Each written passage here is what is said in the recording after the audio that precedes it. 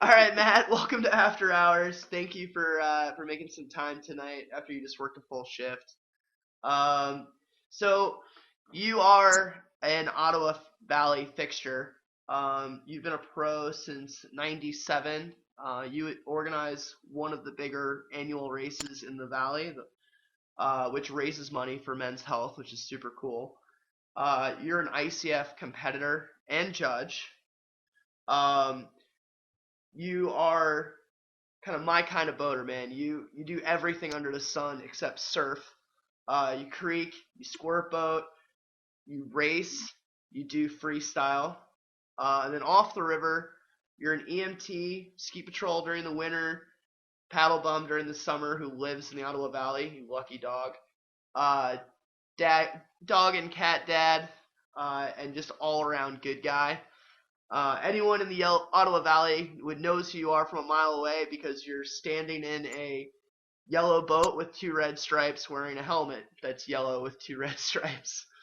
Um, can you tell me where that look comes from? Because it's iconic. Like, I first saw a video of you in Ben Aylesworth's old H2 Ho, which I bought from you at a Moose Fest in the Slickers parking lot. You and Billy Harris and Benny were standing in the Slickers parking lot with a Barbie carry-on piece of luggage selling his DVDs for $10, which somehow you got me to buy one as a broke college kid, and we're like, just don't ever admit you own this.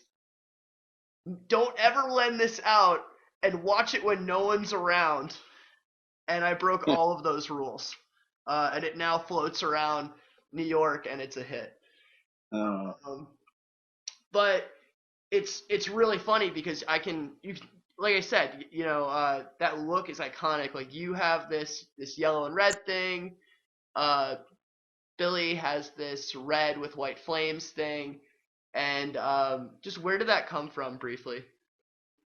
so it kind of started in the late '90s. A guy, Gary Hamilton, who a lot of people thought was actually my brother, but he's of no immediate relation, and he started a small kind of. I think he was a bit of ahead of his time. He called it Kayak Direct, and it was kind of a kind of mail in, call in. He didn't have a storefront kayak shop because there wasn't many kind of paddling shops, and it was more southern Ontario.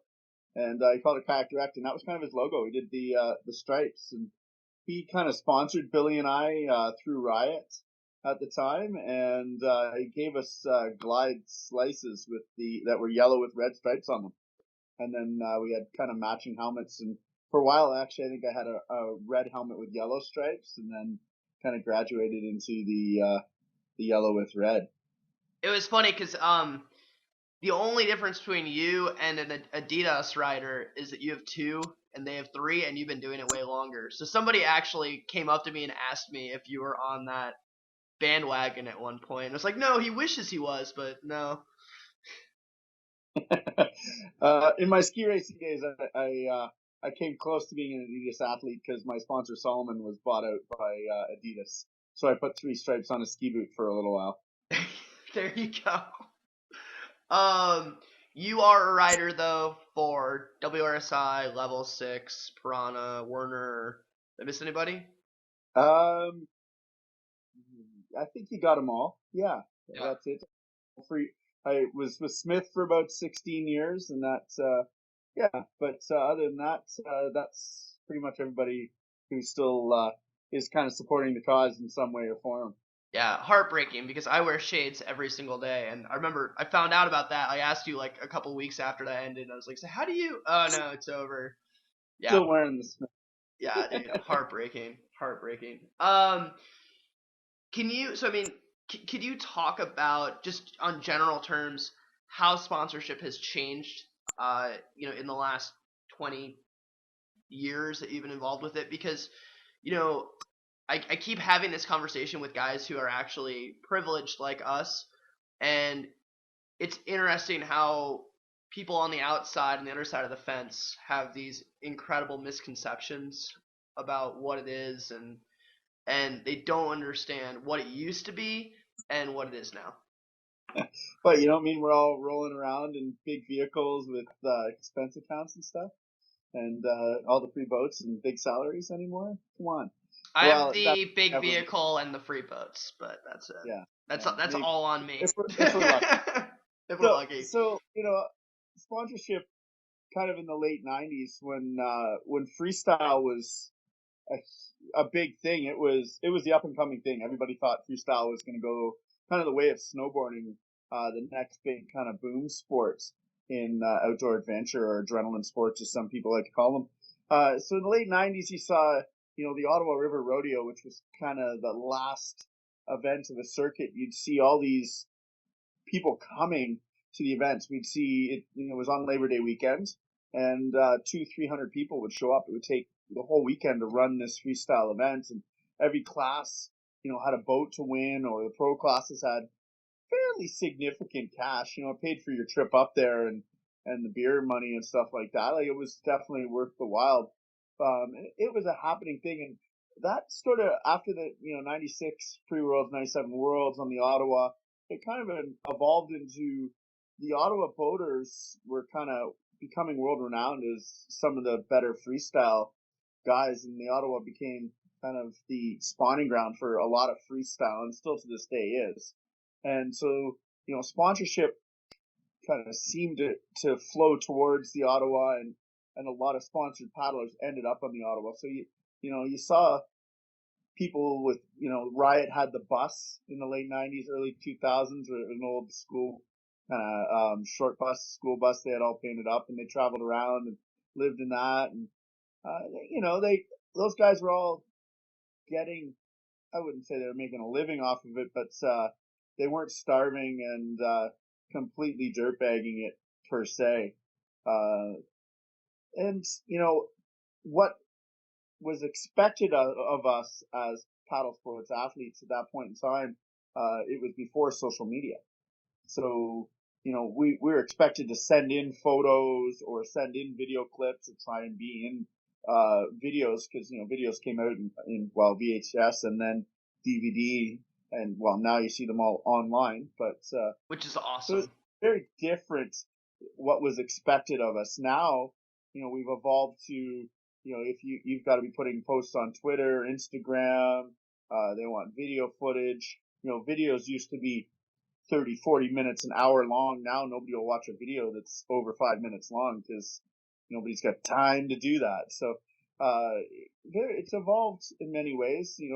I started off with Riot, was kind of my first real boat sponsor, and I ended up working there in customer service, answering phones and sharing an office with Jeff Reve and Corin Addison there at the time, and kind of had an interesting start to learning something about the paddle sports industry.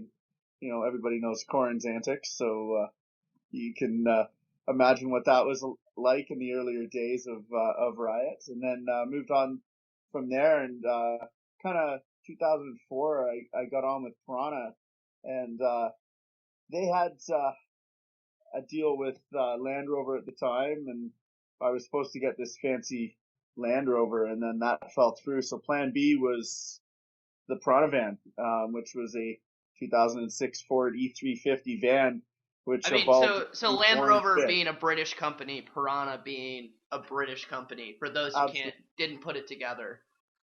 yeah, absolutely. And they did. Land Rover did this G4 Challenge adventure race, which had a paddling section into it, and Piranha supplied the kayaks for that section of the race slash event. So that was kind of the partnership event, and the deal was that year, and it had happened a couple of years before. I forget which years, where because I'd driven around a bit with them, but they had one east, one west. They were bright Tangiers orange Overlander roof racks and big fancy jacked up tires, front and rear winches. They were really tricked out off-road vehicles. I think they got 9 miles to the gallon, Yeah, something way ridiculous. way inappropriate. I mean, this is Yeah, coming from for, me. for paddle sports Way standards, inappropriate. but really slick vehicles. We never went off roading with them at all, and never got them covered in mud or stuck or anything ever at all. Ever. No, No. And the Red Bull wave ski definitely never wound up getting dragged up the Ottawa boat ramp. Never happened.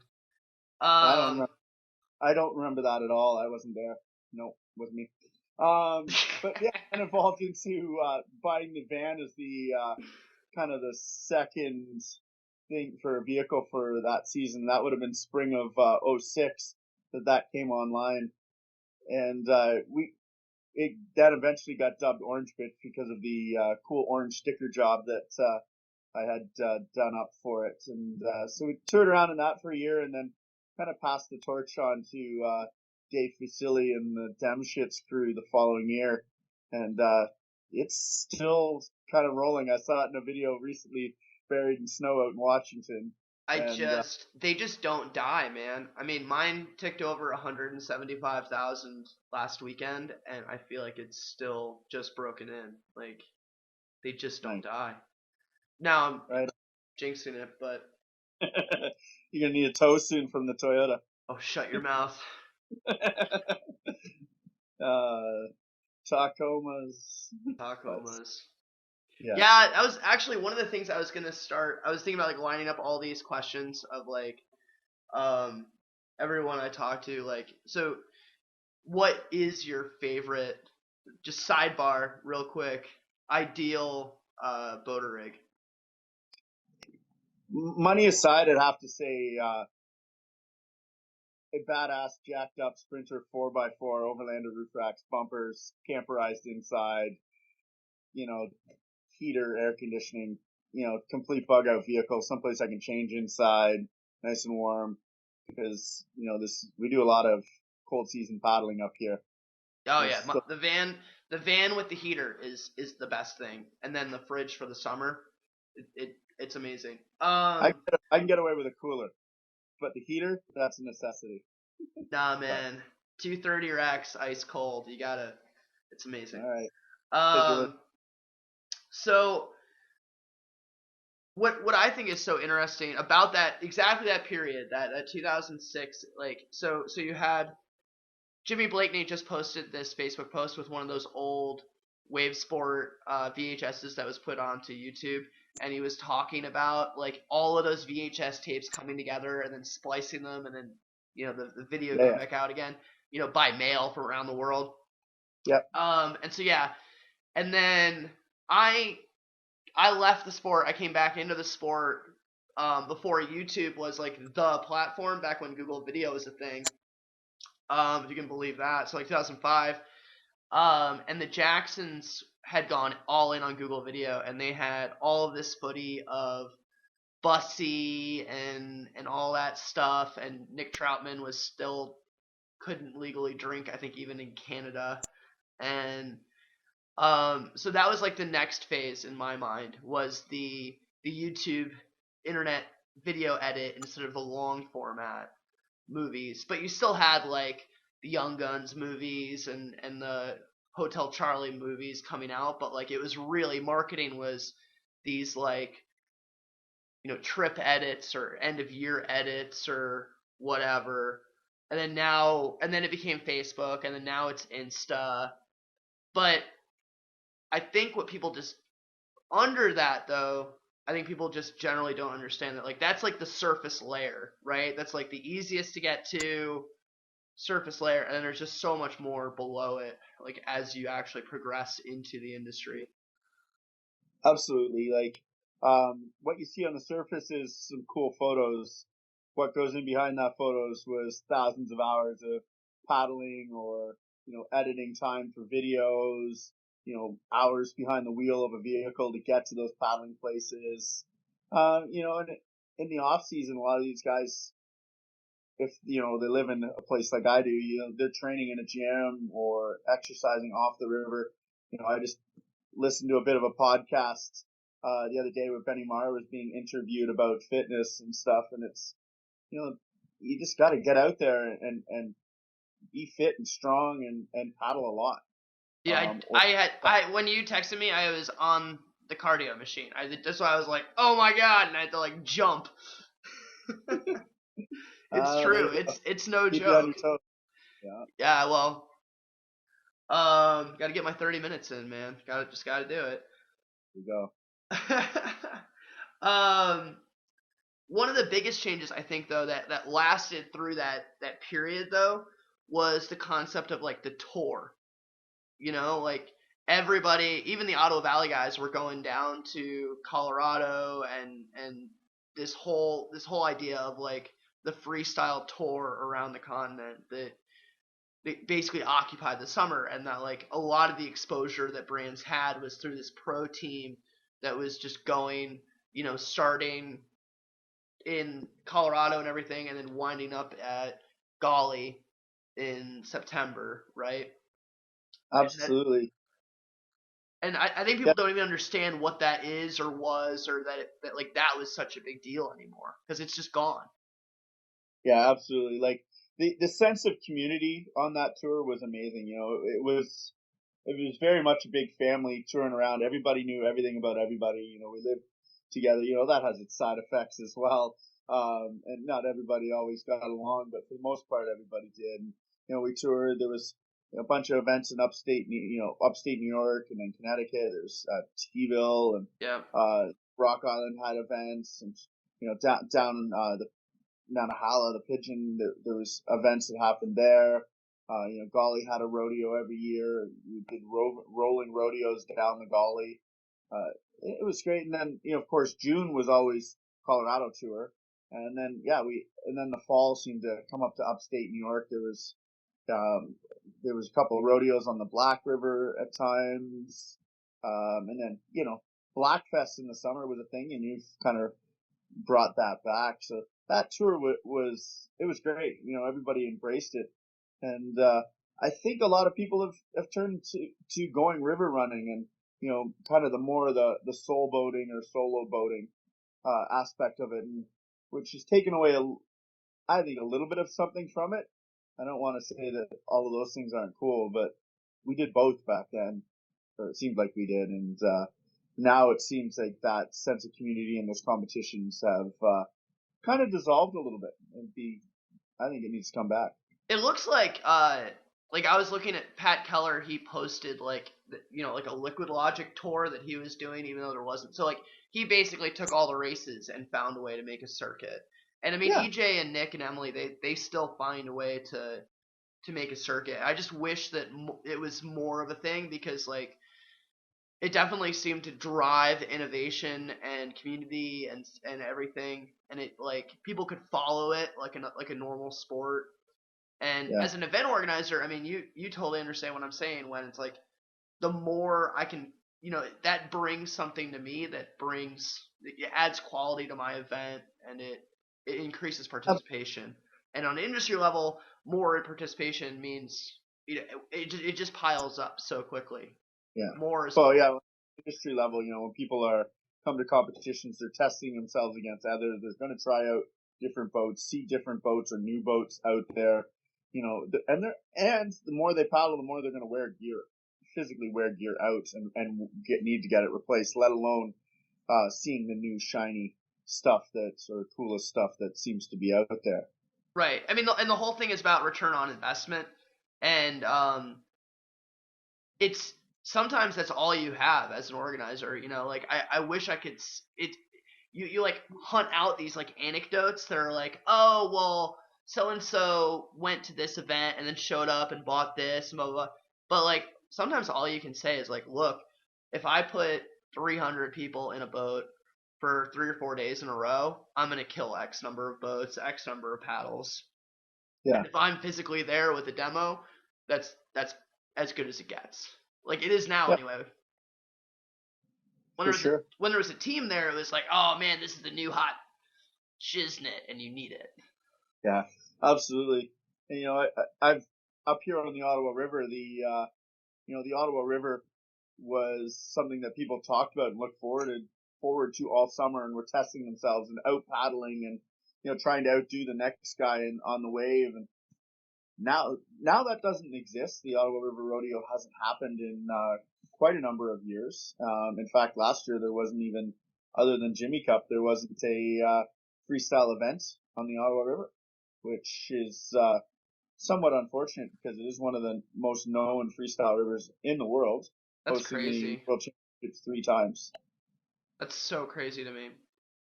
We should we should try and get something together for the weekend after commercial rafting stops. So commercial rafting usually goes right till the end of September. So that weekend would be Canadian Thanksgiving. Canadian Thanksgiving.